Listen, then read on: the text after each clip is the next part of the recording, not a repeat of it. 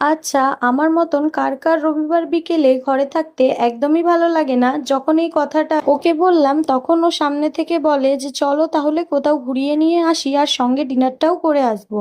তারপর আর কি, সঙ্গে সঙ্গে বান্ধবীকে ফোন করি আর সবাই চটপট রেডি হয়ে বেরিয়ে যাই। আমরা গেছিলাম হাওড়া স্টেশনের খুবই কাছে রেলকোচ রেস্টুরেন্টে, যেখানে আমরা এর আগে কোনোদিনই আসিনি। প্রায় 2-3 বছর হয়ে গেছে এই রেস্টুরেন্টটা খুলেছে, বাড়ির এত পাশে থাকতেও কোনোদিনও এই রেস্টুরেন্টটায় আসা হয়নি। তাই জন্য আজকে ভাবলাম এই বৃষ্টির ওয়েদারে কোথাও না গিয়ে এই রেস্টুরেন্টেই ডিনারটা সেরে নেওয়া যাক। হ্যাঁ, অ্যাম্বিয়েন্সটা খুবই ভালো ছিল, আর রেস্টুরেন্টের ভেতরে বসে এই বাইরের ভিউটাও অনেক বেশি সুন্দর ছিল।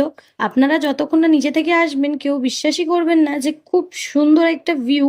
তারপর আমরা নিজেদের পছন্দের মতন কিছু খাবার অর্ডার করে দিই। ফার্স্টেই আমরা অর্ডার করেছিলাম ক্রিস্পি চিকেন। এই ক্রিস্পি চিকেনটা খুবই টেস্টি ছিল। এটা শেষ হতে না হতেই আমাদের সেকেন্ড অর্ডারটাও চলে এলো। অর্ডার করেছিলাম চিকেন হাক্কা নুডলস, আর অর্ডার করেছিলাম বাটার নান আর চিকেন তন্দুরি মশালা।